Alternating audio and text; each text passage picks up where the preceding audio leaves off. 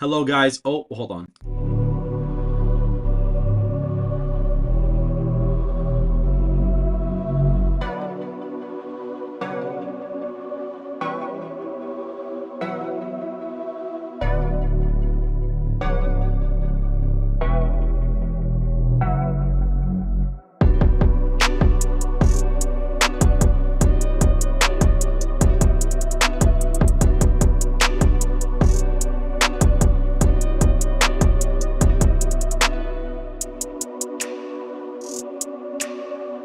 Hello, everyone, and welcome back to another video with On Point Politics. And today we are going to be looking at the Trump and Harris matchup because I think this is very interesting for everybody to pay attention to. A lot of people have really been freaking out over the fact that, Harris is catching up in the polling and whatever. But really, to be honest with you guys, I mean, it's really not that bad. I mean, at most she's gained a point, which would really only signify like a slight polling error. Like it's like a slight oversampling, so it's not even that bad. And if you even look at like the third party matchups, Trump is like leading a lot of them still or tied. Harris literally leads the one New York Times last Siena College poll. So in my personal opinion, I really don't think it's actually going to be that bad. But guys, if you are in here, make sure to go ahead and hit the like button and subscribe to the channel. Please hit the like button if you are in here because it does help us out with the algorithm, and it helps with the ratio of the video, because if more people watch it and less people like the video, then it's gonna not boost in the algorithm. So if you guys could go ahead and hit the like button, I would greatly appreciate that as of right now. And so basically, looking at this on face value, it seems like Harris is catching up in the polling data. But what's really been happening is you've seen a big oversampling of Democrats on the national level. That's really what has been going on as of right now. You've seen pollsters have like D plus 20, not D plus 20, I'm over exaggerating, but like even samples that have like D plus 5 to 10, basically, like these crazy oversampling of Democrats on the national level that realistically just would not happen. I mean, if you go to the 2020 exit polls, if you go to those, you'll actually see that the party ID is like pretty even. Like if you go down here, let's see if it gets pulled up. I guess I'm gonna have to go down to there, but we can actually see. Let's go ahead and find. Okay, here it is. So we see that 36% of the electorate was Republicans, 37% of the electorate was Democrat, and 26%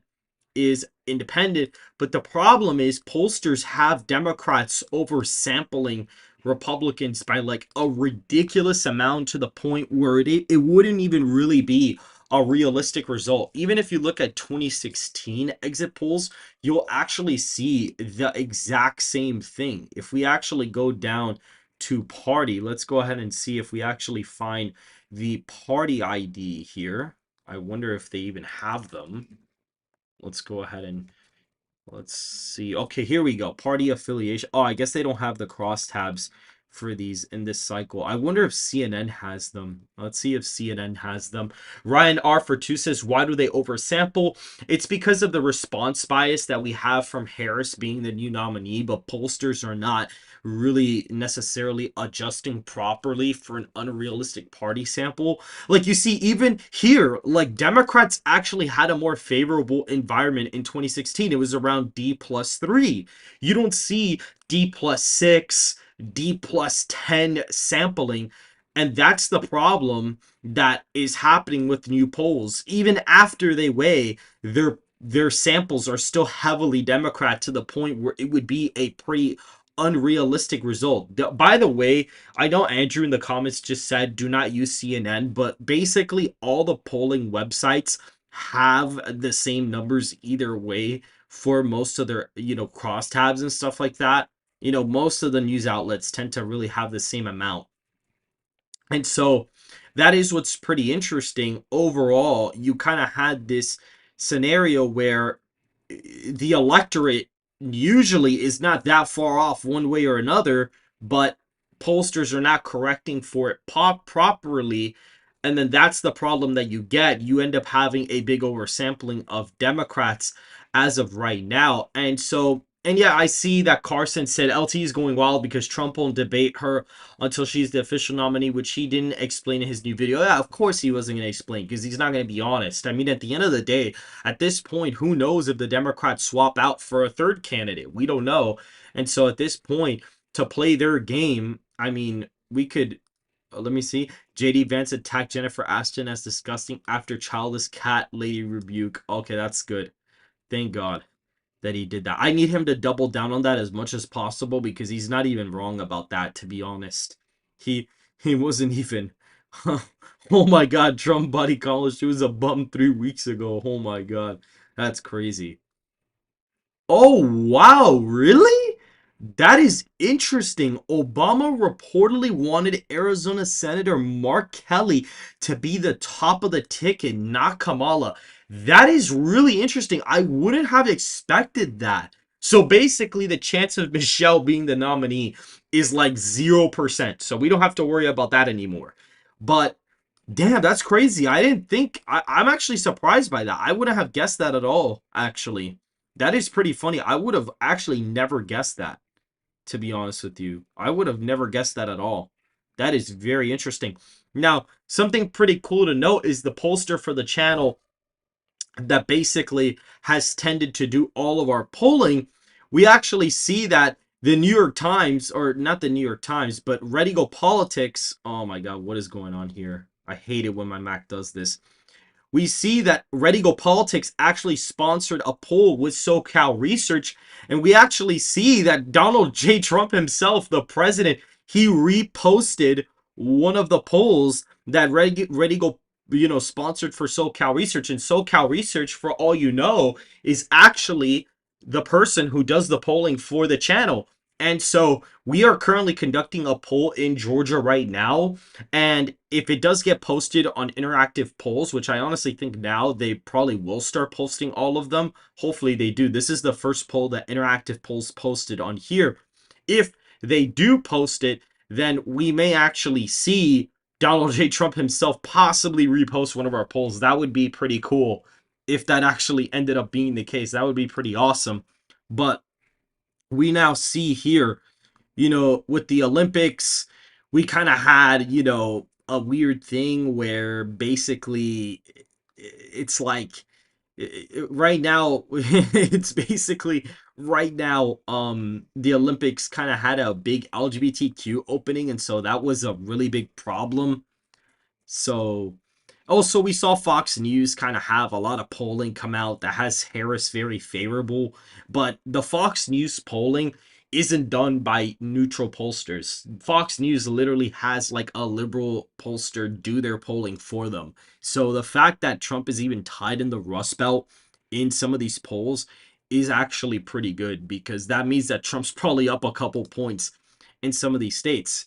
Now, I do have to admit, there are signs that there actually could be a narrowing of the race. That could actually be the case of what actually ends up happening. So that is definitely something very, very interesting to take note of. And Trump, kind of backed out of the debate because it's true. They haven't picked a nominee for the presidency. And so it's like, why is he going to debate her if they haven't even formally nominated her? That's the main thing. And so we are kind of looking at a situation where Trump is really going out there and, trying to play the game smart with Harris, trying to basically play to her own game, essentially. I mean, he's playing the same game that the Democrats do, which I think is good, to be honest. I think he should be doing that more often. But overall, the race basically remains unchanged for the most part. I mean, the new polling data does show a closer race.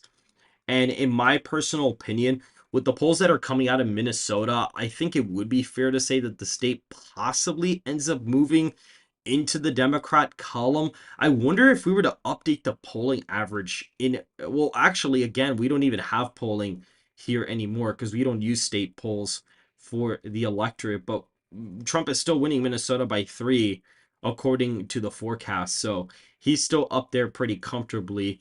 And the approval ratings, as I mentioned in the last, stream, definitely wouldn't really be, it would be more accurate to predict the elections, because approval ratings tend to be closer to the actual results than almost any single state at that, and almost any single poll. Man, Dorian's for 5 says, "Do you think Trump can flip Illinois?" To be honest, Illinois, I really doubt he's going to be able to flip Illinois now, because I think that Kamala's probably going to appeal to some of that, some of that far left kind of voter, and so I really don't think that that is really going to happen.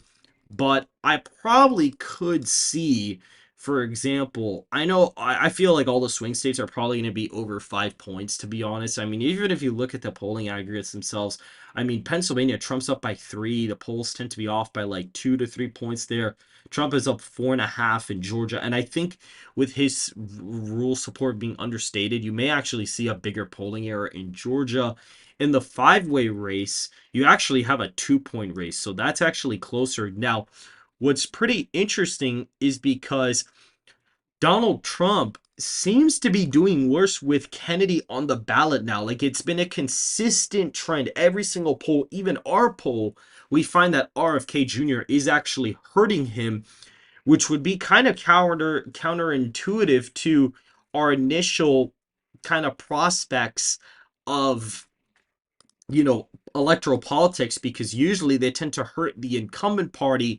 But now that the incumbent president himself is not running anymore, it might actually make sense that somebody like RFK may possibly be taking support away from Trump. Now, it's not 100% confirmed, but it does seem very likely that that is actually the case, that RFK may actually be hurting Trump now, because literally in all of the data points that we have, he is consistently bringing down Trump about 2 to 3 points on the national average, which I think is really interesting. Because basically, if Harris were to win the popular vote by like 6 points, give or take, this is basically the electoral college map we would pretty much get. We would basically get this. This is effectively what we would get if that would be the case. Maybe Maine goes Republican, possibly. Maybe Virginia is still, like, it's kind of like up in the air, but like he wouldn't be guaranteed any of these states. I think that New Mexico probably is still lean Republican. I think the state's going to trend a few points to the right. It's been stagnant, but especially with the southern border, you may see this move a little bit. And it's very interesting because that's even reflected in the model. A lot of Trump's margins in a state like Texas, New Mexico, Arizona even are like kind of more inflated, even Nevada, because of the fact of the border.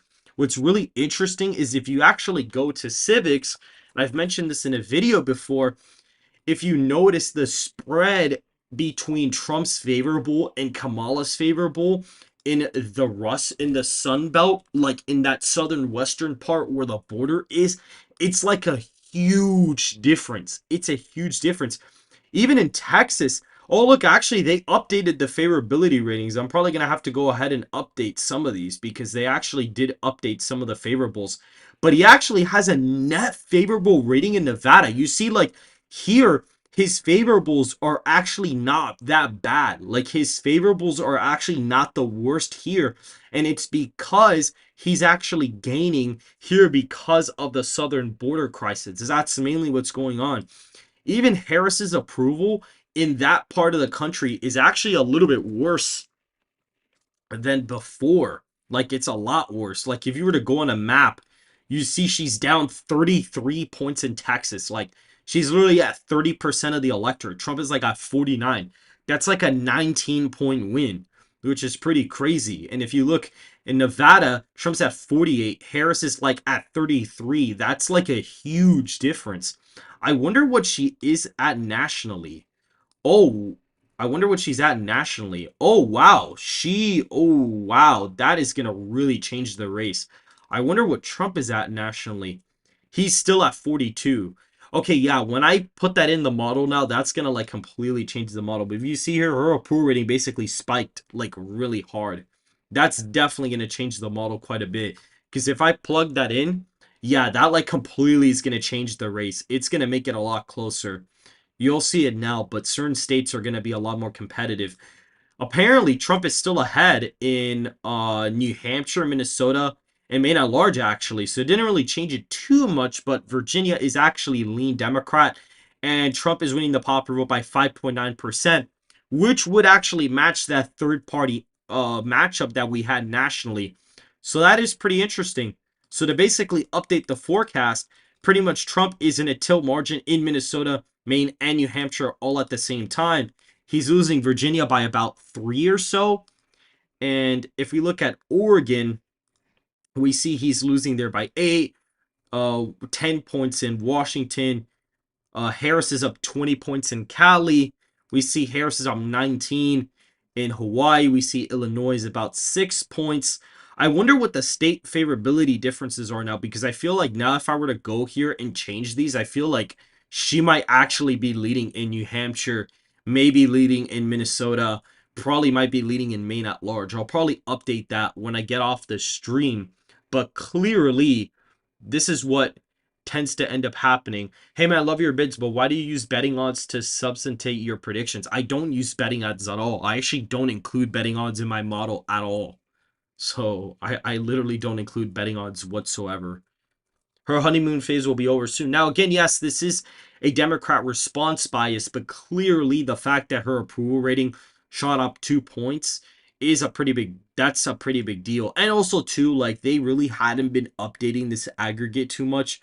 So that may be something to do with it. If we look at the favorable, she's actually down in Maryland now. She was up there before. So that's kind of interesting.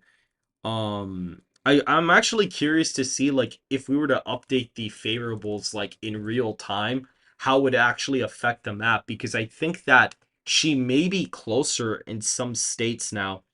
We're gonna go ahead and see, but I think she might actually be up in a couple states now, and the race might actually be a lot closer in my forecast now. We'll see Alabama. Yeah, clearly, yeah, something is going on because she's gained like a point in Alabama. Her Alaska approval rating is a lot better.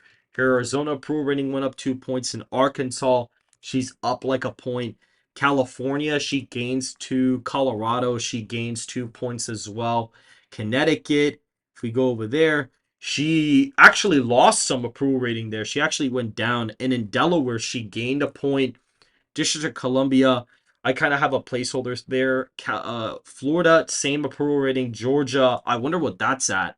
22. So she gained like a point there. Hawaii, she's still the same. Idaho, roughly about the same, give or take. She actually lost ground there. So that's interesting. She actually lost ground in Idaho. In Illinois, she gained a point there. In Indiana, she actually stayed exactly the same. In Iowa, she's down 24, so she is losing she's losing support in the Rust Belt and in the Midwest. So that is something really interesting to take note of, that I felt like it was going to be happening. So basically, as we go ahead and update these, as it basically keeps going, I don't really think Trump's favorables have really changed. Her favorability in Maine actually got a little bit worse. So that's interesting. Maryland, she's actually down 1 now. So that's weird. She's up 2 in Massachusetts, which is the same as before. Michigan, she's still down 20. She is in Minnesota. She's still down 12. In Mississippi, she is down 35 still. In Missouri, she's down 37 still. Montana, 39 points still. Nebraska, 38. So she actually lost ground there. I wonder where her favorability boost came from. That is pretty interesting. Nevada, she's still down 27. New Hampshire, that actually went down for her. So she actually lost ground there.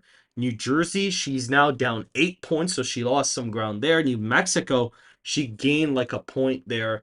New York, she gained a point there in favorability. In North Carolina, she also gained, or it's actually nothing. She didn't gain anything. North Dakota, I wonder what that's at. She gained a point in North Dakota.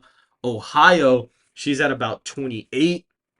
Oklahoma, she's at like 55. And Oregon, she is currently at 7 points. So she gained like 2. Pennsylvania is basically stagnant. So notice in the Rust Belt in the Midwest, her approval rating is like relatively stagnant, pretty much. Like it's like really been pretty consistent. Like, and she's actually lost some ground in some of the Rust Belt states. She gained 2 in Tennessee. Texas, she's down 33, so she gained 2 points there. She gained 2 points in Utah. So it's basically she pretty much gained like a little bit everywhere. She lost ground in Vermont, which is weird. Still the same in Virginia. Washington, she's still down 9. West Virginia, she gained a point in West Virginia. In Wisconsin, she actually lost 2 points. She actually went down 2 points, which is interesting. And then Wyoming, she actually gained 2 points in the favorables. Now, the only thing I'm going to have to do is calculate what the favorable differences are. But Trump still holds most of those deep blue states right now, to be honest with you guys. He's still going to hold them. I mean, he holds them very narrowly up here, but still a hold anyway. And if he were to lose them, he's still winning the Electoral College pretty comfortably. Now, if she gains more in favorability, he will more than likely end up gaining and she will probably end up taking these in the next forecast, which that'll be my closest election prediction in like a pretty long time. So let's see. I have a feeling that Vance's childless cat ladies might hurt Trump a little. Nah, it's not gonna hurt him. Literally, no one cares about that. And in like 2 weeks, someone's gonna care about that. Literally, Twitter conservative, users care more about that than like the general population. No one's mentioned it to me today from any of my apolitical friends. Literally, Twitter is not real life. And if we see here, why do Nebraska and Maine have different districts? Though, because they break it, that's the way they do their electoral votes. Like they pass laws to split their electoral votes by congressional district. On point, but could Vance hurt Trump's chances? Nah, he's not gonna hurt Trump's chances. We've heard stuff before saying, "Oh, the VP is gonna hurt Trump," like Pence, like, "Oh, Pence hates gay people and stuff," and then Trump ended up winning, and like both of his elections were close. So it's like, I doubt Vance is gonna really hurt Trump, and we've gotten more polarized. So having a vice presidential candidate, having, a better favorability rating than before is kind of hard. And what's actually quite funny is that Vance actually has higher favorables than Trump. I mean, it's because a third of the electorate doesn't know, but his net negative spread is actually a little bit less than Trump's, by the way. Like his net negative spread is actually less than Trump. Like Trump is down 11, 12 points nationwide. Literally, Vance is down like 6, 7 points at most. Larry said for 5, thank you very much, says, do you think Kamala's national polling will decrease after her honeymoon phase? I mean, I'm not going to say for certain, but it seems to me that there is a response bias in the polling for sure. So we'll see what happens. But I mean, if she starts gaining in the national polling quite a bit, there is a possibility that we could actually see something develop where the election may possibly get closer. But again, still very far out. We'll see what happens. But I mean, it's still a long, long, long time. I do actually have to update the average now. This might actually flip some of the states to Trump. I just realized the third party average now has Trump up by like 1.8. This might actually give some of the states to Harris now. Yeah, it does. It gives some of the states to Harris. So, oh, well, Trump actually still holds on to Minnesota and Maine at large, but he does lose New Hampshire, though. So his lead is now is about to be below 330. So he's down in New Hampshire and he's down in Virginia, but he is still up in Minnesota and Maine, albeit very narrowly. So the race, because of the new polling, seems to be a little bit closer. If the polling ends up tying at some point, let me actually redo the calculation on that. Hold on. Let me see something.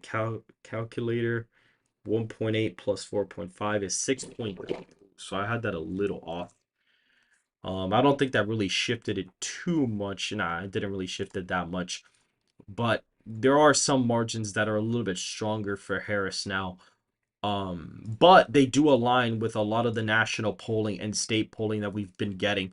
Florida is actually now in the likely column for Trump. So Trump is actually now winning it by less than 15. And Ohio is now 18 points. Iowa is like almost so 18 points. And Maine's second is now in the likely column. Maine's first, I don't know why I have it safe, but Maine's second is now below the safe column, just for your guys' information. And Alaska's about to be likely too. So clearly, this is moving it in a direction that is not looking the best for Trump. But I mean, he's still up by quite a bit. I mean, if he were to win by 330, that would still be a pretty big deal. However, we do see like Wisconsin's now only a 9 point race. North Carolina's only like a 7.7 race. Michigan's like a 9 point race. Pennsylvania is like a 10 point race, kind of. We see Georgia is actually only a 7 point race there. Trump's up there by 7, but there was a poll that came out recently that had Trump up there by 5. In Arizona, Trump's up there by like 9 points. Colorado, Trump is down there by like 7. So a lot of these are actually matching a decent amount of the state polling that has been coming out recently. So I'm not like too taken aback by it, to be honest. Like, I'm not like, oh my God, Trump's doomed, or oh, this doesn't make any sense. So, but at the end of the day, guys, clearly I just follow the data as best as I can. I'm gonna sit here and actually give you guys what my updates are going on. Like, I'm not gonna just see like, oh, Trump's obviously still winning 347, because it's kind of apparent he probably isn't winning 347 right now. So Colin DeVos for 2 says no hope for New Jersey. Trump is ahead in the popular vote too. Yes, he's ahead in the popular vote, but he has lost some steam. Again, some of the response bias is kicking in, but her favorables have caught up to him in civics.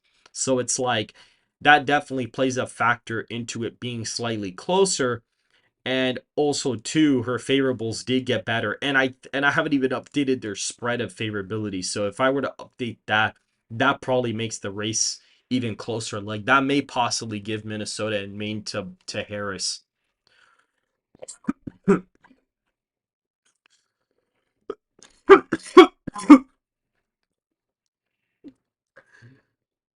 me see. No hope for New Jersey. I think that New Jersey right now, if I were to actually go to it, it actually shows it being an 8 point race for Harris. So right now, I mean, it was competitive in the latest polling, but right now, I wouldn't really tell Trump to go there. He needs to go to the main Rust Belt states, and he needs to campaign there. I think he needs to really focus on those for now. So that's definitely what I would tell him to pretty much focus on, to be honest. Yeah, I'm good. I just had to cough. But lately, whenever I've been coughing, I'm like still a little sick. And for some reason, like every single time I cough now, I get like choked up. Like, I have to like catch my breath, which usually doesn't happen. But I've been taking medicine and stuff, so I should be fine.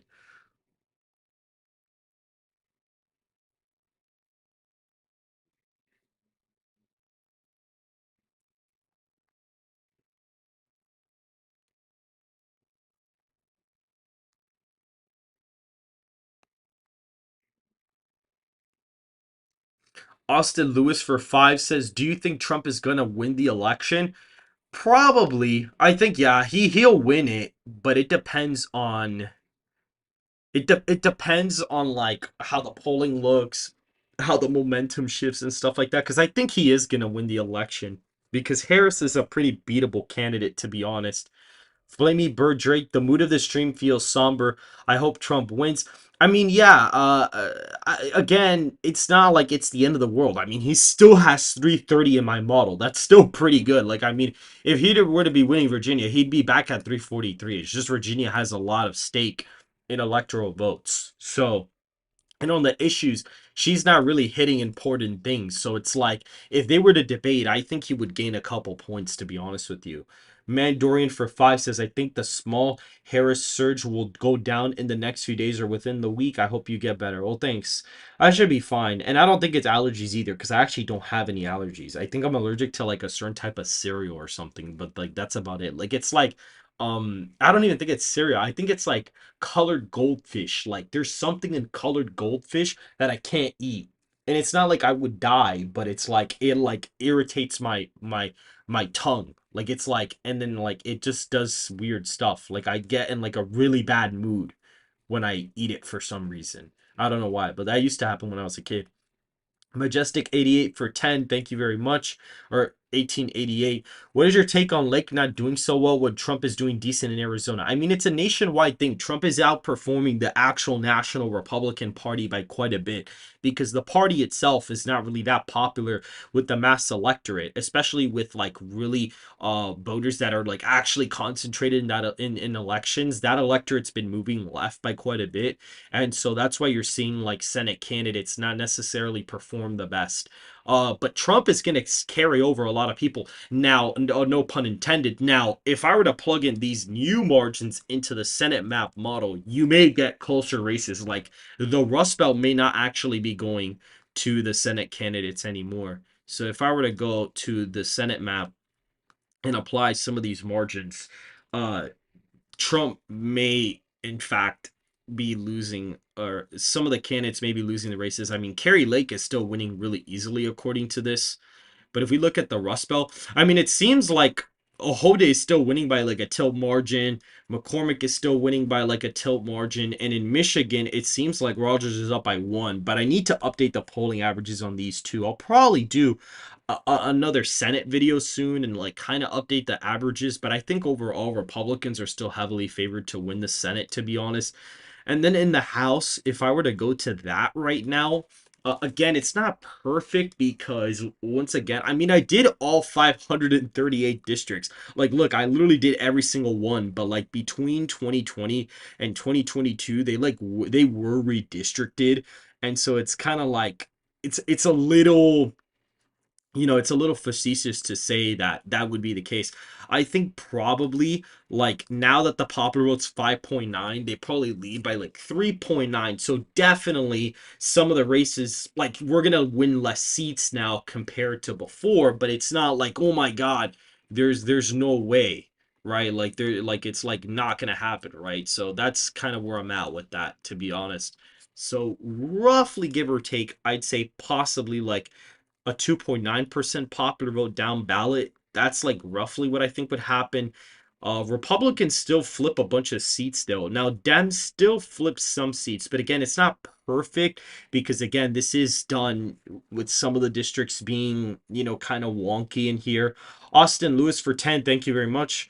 When do you think her honeymoon phase or slash surge is going to stop slash do you think the polls will turn around in a few weeks? Like people will actually start seeing ads and see what her record is? The ads are not going to really make a difference. It would have to be something pretty bad. Also, too, you got to understand that in presidential elections and even elections in the general, Democrats tend to have a pretty big summer response bias. And this has gone on for years, like even in the Obama era that has pretty much happened. So it's not like the end of the world if, it's not going to be the end of the world if Harris is up by like a point. But if she starts gaining and she starts leading by 5 or 6 points, which I really doubt, then it would be concerning. Then we'd be in for a pretty close race. Like even here, like if Harris were to be up on Trump like 6 points in favorability and were to be up like 6 in the average or whatever, then you would kind of have like a race that's like, oh right, yeah, the race is getting close. Like you see Arizona would be within a point or so. Georgia would actually go blue. And then the Rust Belt, all of it would be lean. North Carolina would actually be going blue here, which is kind of weird. Like, it would be weird. But, like, clearly, if she were to be leading the average by, like, 6, then you would kind of have a problem. But I really doubt that's going to happen, first of all. I don't think that's going to be the case. Um, because of the fact that Harris is just such a weak candidate. I really did think that that's not going to be the case. But if Harris were to start leading by 6 points in the average, then you would have a little bit of a concerning matchup. Then it would be a problem. Then it would be a problem. It is kind of funny to me that she is winning North Carolina and Georgia, but it would make sense because the demographic models show that she's doing better with black voters, like to a certain extent compared to Biden. So that's probably why she wins both of these before like Arizona, Nevada, and stuff like that. So that actually kind of makes sense in a way. Let me actually kind of put the map down for you guys, just so you could see what it would look like if Trump were to actually start losing in the average by like that many points. Colorado wouldn't even be safe yet. These I think would be safe on the map. Illinois, I don't even think is safe either. New Mexico is likely on the map. Alaska's likely. Texas would be likely. Iowa and Ohio would be likely as well. But you see, even here, she is still losing the election. So even worst case scenario, she's leading the average and leading Trump in favorability by that many points. She still loses the election according to my model anyways. And either way, Georgia and North Carolina, well, it could be possible. I mean, it's definitely possible because of the fact she's doing better with like black suburban voters and like Atlanta voters. So this could kind of happen. And if Trump is doing that better with white working class voters and Hispanic voters compared to Harris, that could technically happen. But we'll see. Um, we see like certain margins, like even Virginia, she like like if this were to be the case, like yeah, there's a couple states that trend to the left, and North Carolina especially would trend like 2 points to the left, and it's been trending like a point every single time, so it wouldn't be like that uncharacteristic. So that's kind of what we're looking at. Did you see the Fox News poll? Harris Trump tied in most of swing states. Well, the thing about the polls in Fox News is mainly they are kind of skewed to the left. Like their pollster is very liberal. So even though it's Fox News, the people who do their polling are actually pretty liberal. So I wouldn't necessarily take their polls for face value. They probably oversample Democrats as well. So that's kind of what I'm looking at in terms of the electorate per se. What do you think about Poly Market having a plus? Oh wow, she's up in Michigan in the Poly Market now. Let me go check Poly Markets because I didn't even know that actually. Wow, she caught up a lot. Damn. Oh yeah, she did.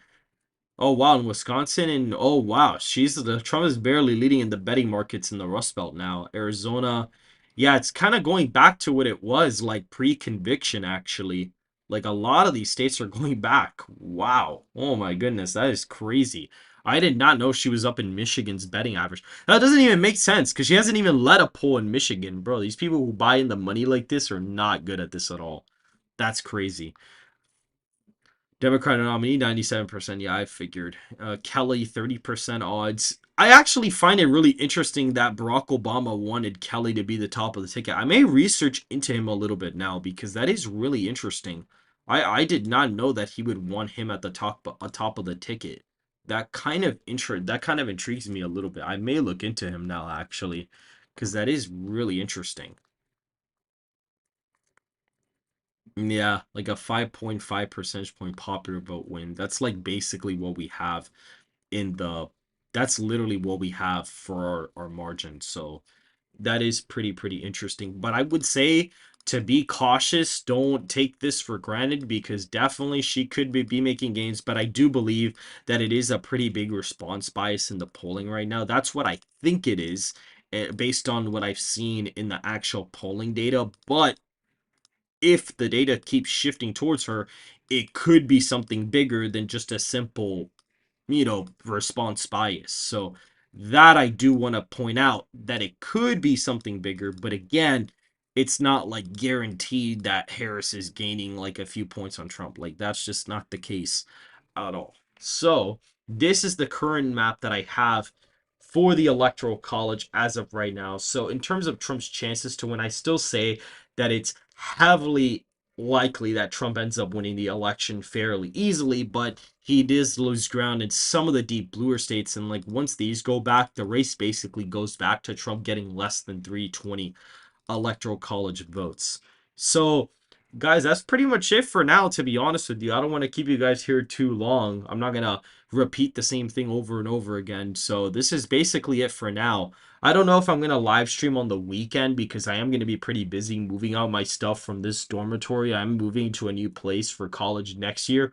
So, I may not stream this weekend, but I will still be posting content as always. If you guys did enjoy the video, make sure to hit the like button and subscribe if you want more content just like this. And I will see you guys